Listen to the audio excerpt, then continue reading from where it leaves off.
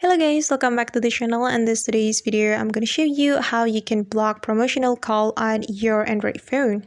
Alright guys, let's get into it. First of all, go to your phone application on your Android phone, and then you're going to tap on this recent button. Then on this recent button you can select the phone number or the contact which gives you promotional call, and let's say this is the phone number or the contact. So just tap on the contact or the phone number, then we can click on this button. Then you're going to click on this three dots button guys, or this more option. Then you just need to click on block contacts right here. Okay, and you will get this question, then you can click on block.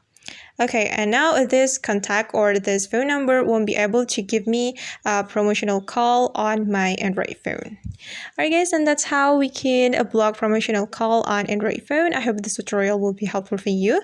Thank you so much for watching, and if you find this tutorial is useful, don't forget to hit the like button, leave your comments, and also subscribe to this channel. See you on the next video.